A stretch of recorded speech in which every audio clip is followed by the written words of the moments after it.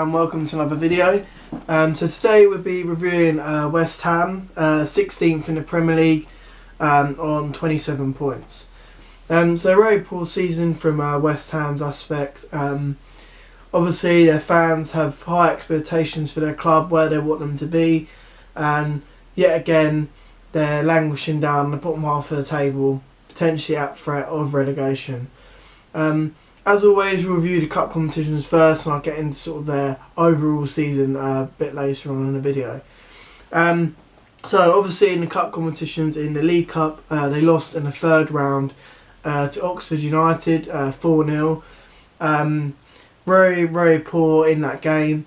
They played quite a strong side, West Ham, or put their youngsters in, or mix and match basically, and they got schooled by Oxford. Oxford won 4-0, and they were out of the League Cup quite soon. A lot of the fans are disappointed with that result, and again caused them to have a guy at the manager's selection, the board, and all of that stuff.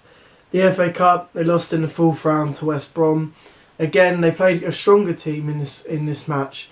West Brom were the ones that actually made more changes than West Ham. So sort of looking into it, you're thinking, yeah, West Ham could get a good result here, and they had a lot of chances, didn't put them away. The West Brom ended up winning the game 1-0. So yeah, pretty poor showing in the cups for West Ham, but you sort of feel again maybe the aspirations for West Ham is to just stay in the league. You sort of feel maybe that's the sort of club they've become now. At this moment in time.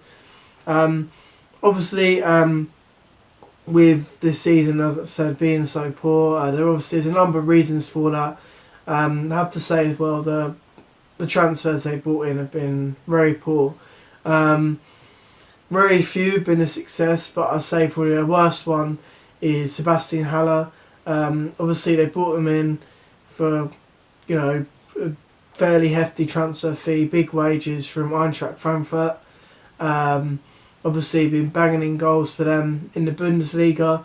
So, West Ham fans thought, yeah, if he adapts pretty quickly, he can get us the goals and ship us up the table. But, he struggled at times. He has looked like he can be good, for the Premier League. In terms of like his physicality, good touch on him, good hold-up play. But at times he's been very poor, and he's only scored 7 goals so far, which, obviously the teams around that sort of place where West Ham are in the relegation zone, that isn't really sort of that bad in terms of goals scored. But for, what West Ham want, he needs to be scoring probably double that, to be considered a good signing for West Ham. West Ham have struggled for numerous seasons to get a decent striker, and they got loads of failed strikers they brought in who haven't done the job, and it looks like at this moment in time, Haller could be added to that list. Maybe when he has a full pre-season, and gets used to it, maybe if he gets put on a sort of individual training program, bulks up, that kind of thing, maybe he will be a bit better. But obviously it's been a slow return on obviously the fee West Ham paid for Sebastian Haller. Also as well, there's a lot of, which has been going on for a few seasons now, a lot of displeasure towards the board shown by West Ham fans. Obviously it wasn't great anyway previously when they were at Upton Park, but obviously it's got even worse with their move to London Stadium. Every growing season that they're still there. They're still at the Olympic Stadium, which the majority of West Ham fans absolutely hate. There's always going to be that. There was obviously a few seasons back that protest during a game, I believe it was against Burnley, where a supporter ran on the pitch, planted a corner flag in the middle of it, and was just standing there. There were obviously people that obviously made it to where the board of directors sit, where Sullivan, Gold and Brady were sitting, obviously singing, get the board out, that kind of thing. So there's been a lot of protest. Now obviously try and stay behind the team, so they always turn up to the matches, get behind West Ham, But obviously before the matches and after the matches, there's like planned protests against the board, that kind of thing.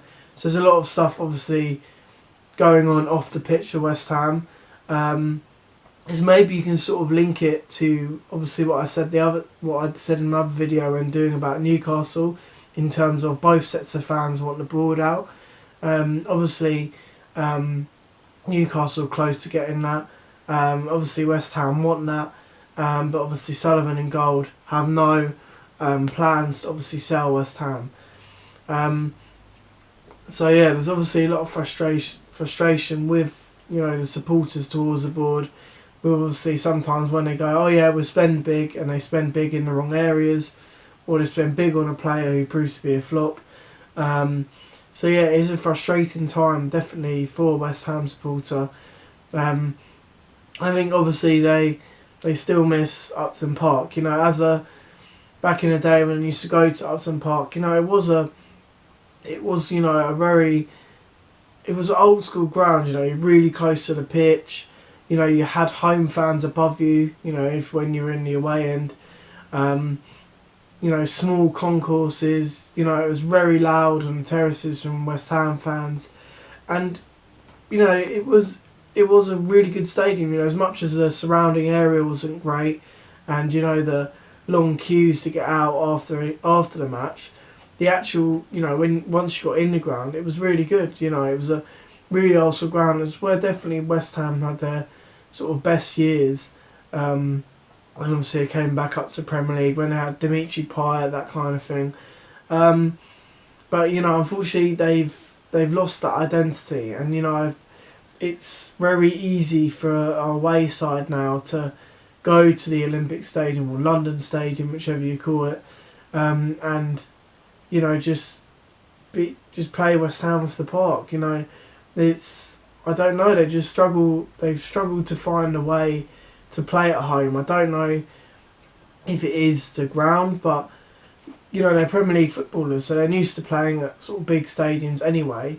So I don't know, it's a strange one with West Ham there, but I think it's just when you've been at that home for so long, and you're used to the sound, the entrance, everything about it, you're used to all that, and then to have it changed, and it's going to take a while. It takes a while to get used to it, and as I said, it is very easy for away sides now to take 3 points at the London Stadium now. At Upton Park, if you got a draw or whatever, it was a brilliant result, but now at the London Stadium, you go there expecting to win or expecting to come away with it with something, because as I said, they just haven't found a way to play, not just at home, but since their move, they haven't found a way to play yet.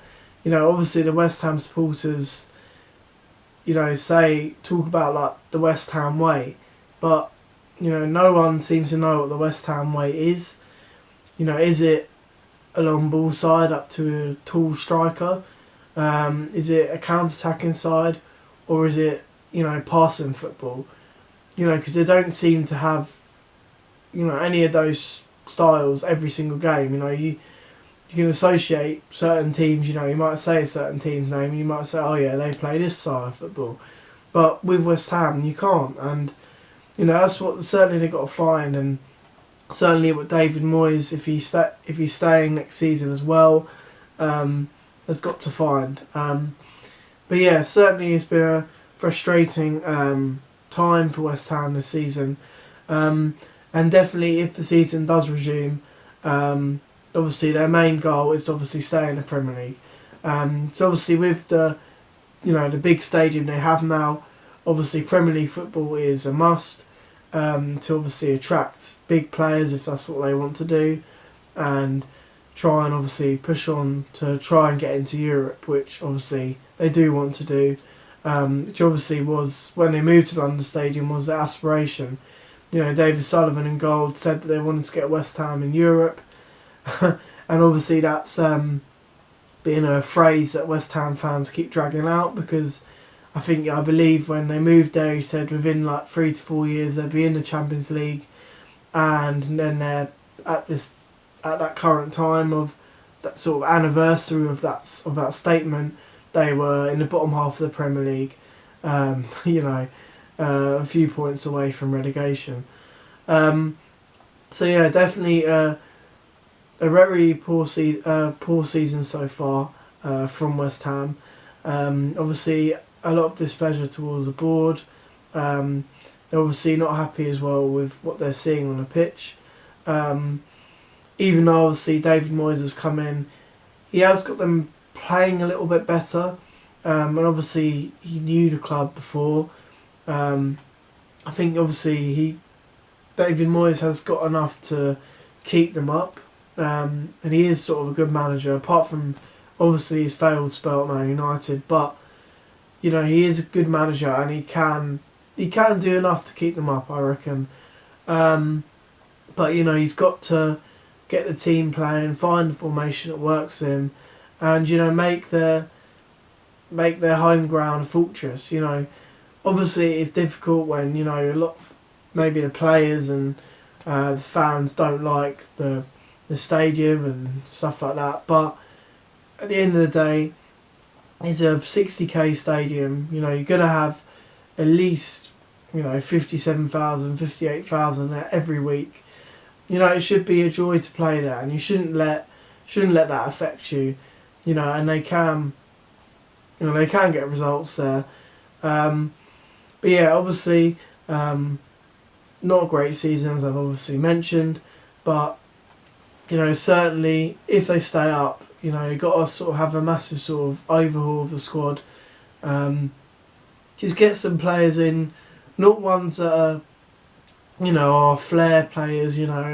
He's done all this in Serie A, La Liga, those type of players. You need a player that is going to fight for the badge, knuckle down, play well, fight for the team, work for the team, bond well with the fans, that kind of thing. That's what West Ham needs. For too many seasons now, they've brought in too many players on big wages that don't really care about the club, and they might play for a bit and suddenly they just disappear for a bit, come back, that kind of thing. And that's not what West Ham need right now. They need obviously players, as I said, that are gonna fight and work hard for the team, and obviously improve the squad. That goes without saying, but they need a bit more fight in there. I think personally, as I already mentioned, I think they are going to stay up. I think the few teams that are below them have got a lot more to do, but I think West Ham have got enough. And obviously going into the pre-season for next season, they've obviously got a lot of work to do, and sort of signings to bring in and players to get rid of. But yeah, so for their rating for this season, I'm going to give West Ham a 5.5 out of 10. I don't really think it's been great. If I was a West Ham fan, I certainly wouldn't be happy with the season so far. And it has been pretty dire football, especially at home. They have got a few good performances away from home. And to be fair, more recently, before the season was suspended, they did get a few good results at home. Sort of have that tiny cushion over the bottom three.